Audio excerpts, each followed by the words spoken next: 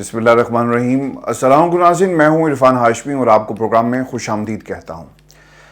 तमाम तारीफ़ें उस रब्बुल इज़्ज़त के लिए जिसकी तरफ हम सबको लौट कर जाना है, जिसके हुजूर एक दिन हम सबको पेश किया जाएगा, तो हम नहीं हमारे अमाल बोलेंगे।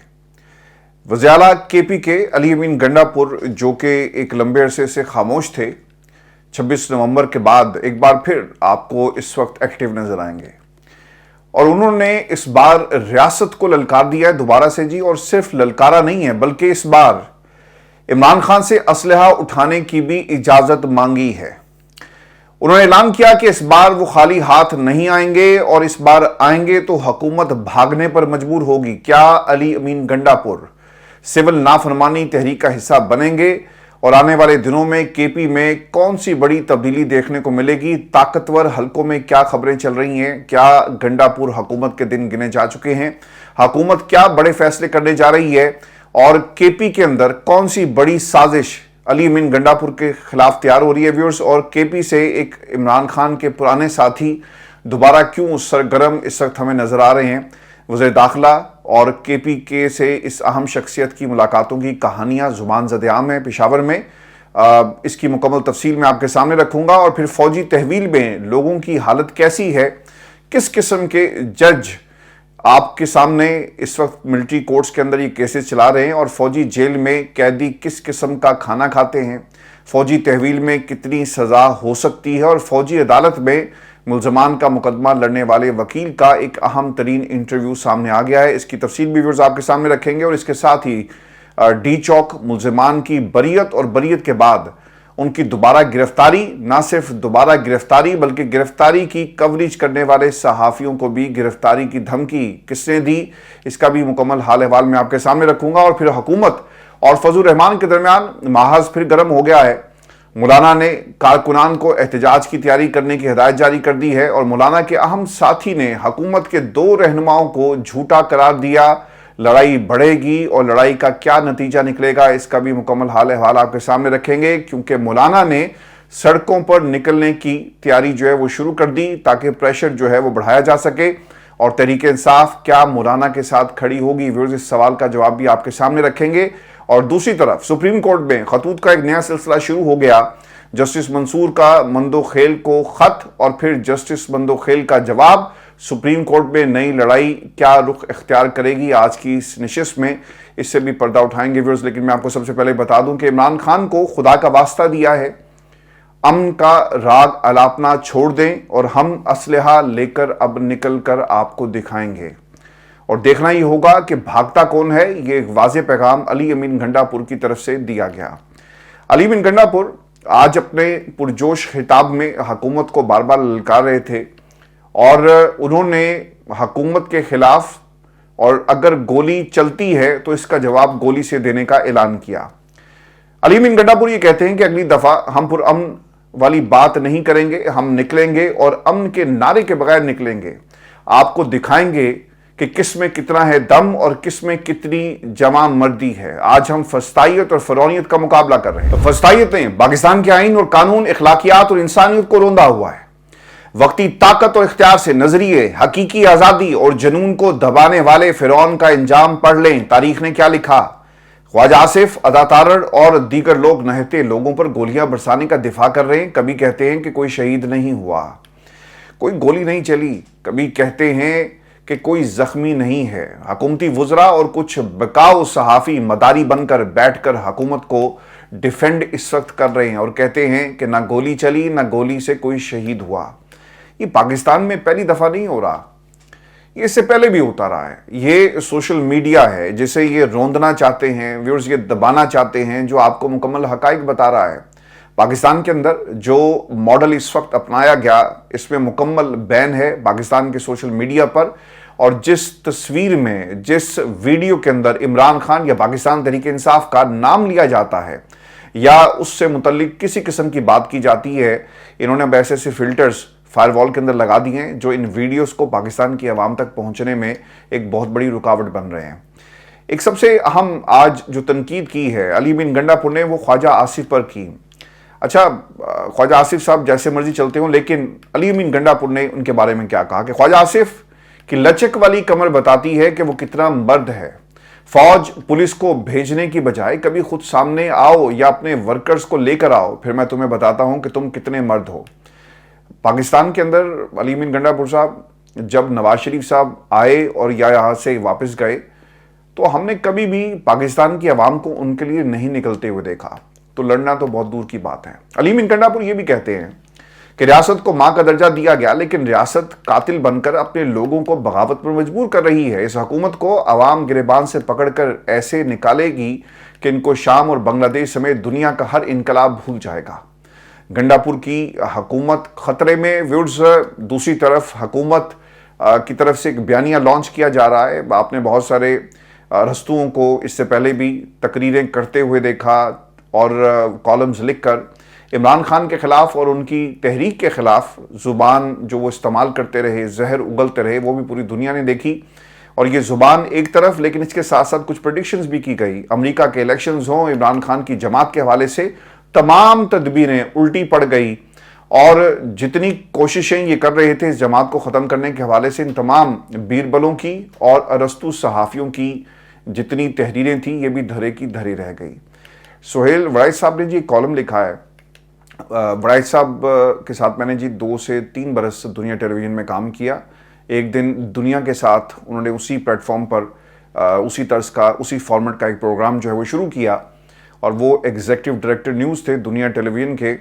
तो मौका मिला उनके साथ काम करने का।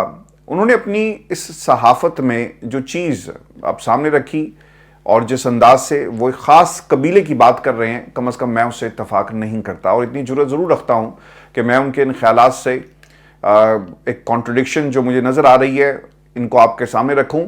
वो इस कॉलम में क्या कहते हैं कि मुज़ाकरात की हकीकत तो ये है कि एक तरफ पीटीआई और स्पीकर में नशिस्त हो रही है और दूसरी तरफ वज़ीर दाखिला जो मरे हुए हाथी, यानी ये मरा हुआ हाथी उन्होंने किसे कहा, परवेज़ खटक साहब से जाकर मिलते हैं। गोया तहरीक इंसाफ के मज़ाहमती किले में पख्तूनख्वा पर, यानी जो मज़ाहमती किला है पख्तूनख्वा, वहाँ से हमले की हिकमत अमली तय होना शुरू हो गई है। अगर तहरीक इंसाफ ने सिविल नाफरमानी की तहरीक शुरू की और अली अमीन गंडापुर इसमें शरीक हुए तो फिर नताइज जो भी निकलें गंडापुर हुकूमत को घर भेज दिया जाएगा।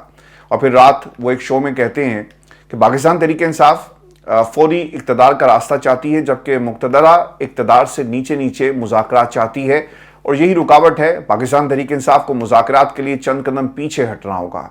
तय हो चुका कि अगर अली अमीन गंडापुर ने सिविल नाफरमानी की खैबर पख्तूनख्वा में या कहीं और तहरीक चलाने की कोशिश की तो तहरीक इंसाफ की खैबर पख्तूनख्वा में हुकूमत का खात्मा कर दिया जाएगा। और वो क्या ऐलान कर रहे हैं कि शायद गवर्नर राज लगा दिया जाए और सारा सूबा जो है वो परवेज़ खटक के हवाले कर दिया जाएगा। वो शख्स जिसे पाकिस्तान की आवाम ने रोंद कर रख दिया इलेक्शन के अंदर, जिसके बयानिए को, जिसकी जमात को, जो उसने नई जमात बनाई, जिसके वोट बैंक को तबाह बर्बाद कर दिया, निस्तो नाबूद कर दिया, अब सुबह उसके हवाले करने के हवाले से एक बयानिया बनाया जा रहा है। व्यूअर्स, जो हमें पेशावर से सुनते हैं, जो हमें कराची से सुनते हैं, जो लाहौर से सुनते हैं और पूरी दुनिया में जहां जहां भी हमारी आवाज़ जा रही है, ज़रूर इस पर कमेंट कीजिएगा कि अगर गवर्नर राज लगाकर हुकूमत ख़त्म करने की कोशिश की गई तो पेशावर की आवाम इसका किस तरह से जवाब देगी। और पेशावर में जो दोस्त हमें सुन रहे हैं वो भी बताएं कि आप इसका जवाब जो है वो किस तरह से देंगे।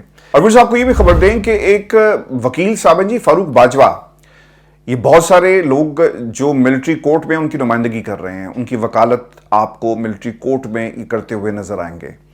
इनका एक इंटरव्यू आया और जिसमें उन्होंने मिलिट्री कोर्ट के हवाले से जो वहाँ का माहौल है, कैदियों के साथ किस किस्म का सलूक किया जाता है, उनकी फरमाइशें कैसी पूरी हो रही हैं, और फिर कोर कमांडर हाउस के हवाले से उन्होंने कुछ बातें कही हैं। वो ये कहते हैं कि हसन न्याजी ने मिलिट्री बैरक के अंदर कोशिश की कि किसी तरह एक यूनियन बना ली जाए, लिहाजा उन्हें उनके इस इकदाम के बाद बाकी कैदियों से अलग कर दिया गया। फिर वो ये भी कहते हैं कि मिलिट्री कोर्ट्स के जजेस जो हैं जी वो ईमानतदार हैं और बहुत ही ऑनेस्ट लोग हैं और इन्हें आसानी से अप्रोच भी नहीं किया जा सकता और ये फेस देकर फैसला नहीं करते बल्कि मेरिट पर ये फैसला किया जाता है। यहाँ पर जजेस को चूंकि आप किसी को अप्रोच नहीं कर सकते इसलिए मैनेज करना भी आसान नहीं है। फिर उन्होंने एक और भी बात कही कि कोर कमांडर हाउस तोड़ फोड़ करने वाले मुलजिम हादी ने दौरान समात ये एक रिक्वेस्ट की کہ جناب یعنی فرمائش کی کہ مجھے کوکونٹ بسکٹ کھانے ہیں، تو ججز نے سماعت کے دوران یعنی سماعت کو مؤخر کر کے کہا اسٹاف کو جو وہاں پر موجود تھا کہ جائیں اور جا کر صاحب کے لیے کوکونٹ بسکٹ لے کر آئیں۔ ملٹری کورٹس کی سب سے خوبصورت بات یہ ہے کہ تمام ملزمان کی ہتھکڑیاں کھول کر وکلا سے ملاقات کروائی جاتی تھی اور اسی طرح عدالت میں انہیں پیش کیا جاتا۔ یہ بھی جو ملٹری کورٹس کے ایک طرح سے فضائل ہیں وہ آپ کو باجوہ صاحب بیان کرتے ہوئے نظر آئیں گے۔ پھر وہ یہ کہتے ہیں کہ ملٹری کی حراست کے ملزمان وہی کھانا کھاتے ہیں جو باقی فوجیوں کے لیے تیار ہوتا ہے، وہاں پر جرم سے نفرت کی جاتی ہے، انسان سے نہیں۔ ملٹری کورٹس کا ٹرائل مکمل صاف اور شفاف ہوا، ٹرائل سے ملزمان اور ان کی فیملیز مکمل مطمئن ہیں۔ کور کمانڈر ہاؤس کو 9 مئی واقعے کے بعد ایک نوٹیفیکیشن کے ذریعے اگست میں کور کمانڈر کیمپ جو ہے وہ ڈکلیئر کیا گیا۔ اب اس کے پیچھے خبر کیا ہے؟ خبر سر اس کے اندر یہ ہے کہ جس طرح الیکشن ایکٹ میں ترمیم کی گئی اور اس کا اطلاق ماضی سے کیا گیا، بالکل اسی طرح آپ نے اسے کیمپ بعد میں ڈکلیئر کر کے مقصد یہ تھا کہ لوگوں کو زیادہ سے زیادہ جو ہے وہ سزا دی جا سکے، اور اس کے پیچھے اور کوئی مقصد نہیں تھا۔ پاکستان کے اندر ہم نے قوانین بدلتے ہوئے دیکھے ہیں، لیکن یہاں پر پورے کا پورا نظام کس طرح بدلا گیا پاکستان کی عوام سے دیکھ رہی ہے۔ اب آپ کو یہ بھی میں خبر دے دوں کہ یہ ڈی چوک ملزمان کی حالت ہے اور عدالت کے اندر کیا ہوا۔ پہلے جی روایت پڑی ہوئی ہے نا کہ جو آپ کو ملے پکڑ لیں، ان کی ضمانت اگر ہوتی ہے تو باہر جس طرح نکلیں پھر انہیں دھر لیا جائے۔ انسداد دہشت گردی عدالت نے 70 سے زائد کارکنان کو کیس سے ڈسچارج کر کے رہا کرنے کا حکم دیا تھا۔ پولیس نے حکم ہوا میں اڑایا اور تمام کو اسی جگہ سے دوبارہ گرفتار جو ہے وہ کر لیا گیا۔ حالانکہ جج ابو الحسنات صاحب نے یہ کہا تھا کہ جو پولیس والا ان کو گرفتار کرنے کی اگر کوشش کرے گا تو اس پولیس والے کو میں خود ہتھکڑیاں لگواؤں گا۔ جج خود چھٹی کر کے گھر چلا جاتا ہے، حکم جو ہے اس کا ہوا میں اڑا دیا جاتا ہے اور پھر باہر لوگوں کو گرفتار کر لیا جاتا ہے۔ انسداد دہشت گردی عدالت کے باہر سے رہا ہونے والے پاکستان تحریک انصاف کے کارکنان کو گرفتار کرتے ہوئے S H O Ishfaq Waraich نے پولیس اہلکاروں کو ہدایت کی کہ یہاں سے میڈیا پیچھے چلا جائے ورنہ گرفتار کروا دوں گا۔ جو میڈیا والا بات نہیں مانتا ہے اس کو بھی فوری طور پر گرفتار کر کے احتجاج کے کیس میں ڈال دیا جائے۔ یعنی یہ اب پاکستان کے اندر ہو رہا ہے۔ تو ملک جس کو آپ آزاد مملکت خداداد کہتے ہیں، جسے آپ اسلامی جمہوریہ پاکستان کہا جاتا ہے، اب اس میں کچھ ایسا رہ نہیں گیا۔ یہاں پر جمہوریت نام کی چیز نہیں ہے۔ صرف ایک چیز رہ گئی ہے نا کہ آپ اعلان کر دیں کہ پاکستان میں آج سے مارشل لا ہے۔ چونکہ سر یہ کام تو ہم نے مشرف کے اور ضیاء کے دور میں بھی ایسے ہوتے ہوئے نہیں دیکھا جو اس وقت پاکستان کے اندر ہم دیکھ رہے ہیں، جسے وٹنس کر رہے ہیں۔ اور ویورز آپ کو یہ بھی خبر دے دیں کہ فضل الرحمان کی جماعت جو ہے وہ حکومت کے سامنے آ کر کھڑی ہو گئی ہے اور دو ہاتھ کرنے کی تیاری کی جا رہی ہے۔ تمام جو ان کے قائدین ہیں آپ کو جو سٹیٹمنٹس جاری کرتے ہوئے نظر آئیں گے، اس میں ایک ہی پیغام ہے کہ اگر حکومت نے ہماری بات نہ مانی تو ہم پھر میدان میں ان کے خلاف اتریں گے۔ پاکستان تحریک انصاف کو جی مسلسل ان سے رابطہ کرنا چاہیے اور دیکھنا یہ چاہیے کہ حکومت کو کہاں پر ڈنٹ جو ہے وہ لگایا جا سکتا ہے۔ دوسری طرف ویورز جو ایف اے ٹی ایف والا معاملہ ہے نا، صدر صاحب نے اس کے اوپر انکار کر دیا کہ اگر ہم نے اس بل کو مان لیا تو ایف اے ٹی ایف والا معاملہ جو ہے وہ ہمارے سروں پر ایک تلوار بن کر گرے گا۔ آپ کو یاد ہے کہ جب پاکستان تحریک انصاف کی حکومت تھی تو ایف اے ٹی ایف کے معاملے پر جو پیپلز پارٹی ہے ایوان سے واک آؤٹ کرتی ہے اور اس وقت انہوں نے ساتھ نہیں دیا تھا۔ آج صدر صاحب جو ہیں پیپلز پارٹی کے، وہ اس ایف اے ٹی ایف کی بنیاد بنا کر مدارس کے بل کے اوپر دستخط جو ہے وہ نہیں کر رہے اور ان کے ساتھ فراڈ ہوا ہے۔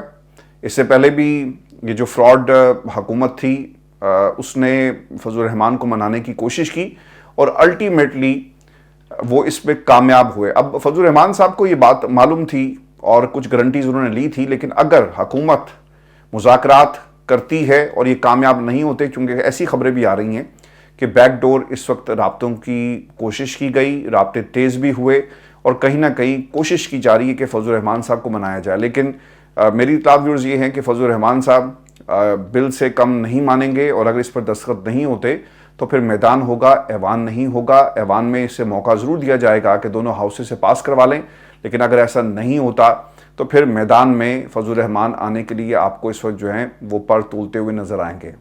میں آپ کو ویورز یہ بھی خبر دیتا ہوں جاتے جاتے کہ جسٹس جمال مندوخیل نے اب جواب دیا۔ قاضی صاحب نے جی یہ روایت ڈالی تھی جو خط لکھنے کی، اس وقت یہ عمر عطا بندیال صاحب کو لکھا کرتے تھے اور اس کے بعد یہ ایک روایت پڑ گئی، جب بھی کسی چیف جسٹس سے آپ کو کوئی شکایت ہوتی ہے या किसी जज को किसी से कोई शिकायत होती है, चीफ जस्टिस से शिकायत होती है, काउंसिल से शिकायत होती है, कमीशन से शिकायत होती है, तो वो खतूत का सहारा लेता है। इससे पहले इस्लामाबाद हाई कोर्ट के 6 जजेस ने खत लिखा, काजी साहब ने बहुत सारे खतूत ऐसे लिखे हैं, और जस्टिस मंसूर ने ऐसे खतूत भी काफ़ी सारे लिखे। और अब जस्टिस मंसूर के ख़त का जवाब जमाल मंदोखेल ने दिया। अपने ख़त के अंदर वो लिखते हैं कि आपका 12 दिसंबर को लिखा गया ख़त मौसूल हुआ। आपके इल्म में है कि 26वीं तरमीम के बाद जुडिशल कमीशन दोबारा तश्कील दिया गया। कमीशन ने चीफ जस्टिस को रूल्स बनाने के लिए कमेटी तश्कील का इख्तियार दिया, और चीफ जस्टिस ने रूल्स बनाने के लिए जमाल मंदोखेल यानी मेरी सरबराही में कमेटी तश्कील दी। कमेटी के 2 इजलास पहले ही हो चुके हैं और आपकी तजवीज़ करदा सिफारिशात पहले ही ड्राफ्ट में शामिल की जा चुकी हैं। आपके ख़त से पहले ही ये आपको ज़ाती तौर पर जो है वो शेयर कर चुका था। अटॉर्नी जनरल मंसूर ऐवान, अली ज़फ़र, फ़ारूक नाइक और अख्तर हुसैन कमेटी मेंबरान नामज़द हुए। आपकी तजावीज़ को पहले भी ज़ेर गौर लाने के लिए कल के ख़त में हमने बहुत सारी चीज़ें जो है वो पहले ही देख ली थी। आइंदा भी आप अपनी तजावीज़ रूल्स कमेटी को दे सकते हैं। तो ये मामला अब रफा दफा करने की उन्होंने एक तरह से कोशिश की, लेकिन 26वीं यानी तरमीम के तराजु में वो ये बात कहते हैं कि आपने 26वीं तरमीम की बात की, 26वीं तरमीम पर जवाब नहीं दूंगा क्योंकि दरखास्तें सुप्रीम कोर्ट में ज़ेर इल्तवा हैं। जुडिशल कमीशन रूल्स में आपकी ज़्यादातर तजावीज़ को शामिल किया जाएगा। रूल्स कमेटी का मैंडेट सिर्फ जज तैनाती के रूल्स का मुसद्दा तैयार करना है। मालूम हुआ कि आपने 3 हाई कोर्ट्स के लिए जजेस के नाम तजवीज़ किए हैं। मेरा मशवरा है कि जजेस के लिए नाम रूल्स की कमीशन से मंजूरी के बाद दें। जजेस तैनाती से मुतल्लिक आपकी तजावीज़ का खैर मकदम करता हूँ। अब ये यहाँ पर खैर मकदम और एक दूसरे को मैं यहाँ पर खैरियत से हूँ और आपकी खैरियत एक मतलूब चाहता हूँ। मुझे इस ख़त के जवाब का इससे ज़्यादा जो है मैं कंक्लूजन व्यूअर्स आपके सामने नहीं रख सकता। पाकिस्तान का अदालती निज़ाम जो है वो अपनी आखिरी सांसें ले रहा है।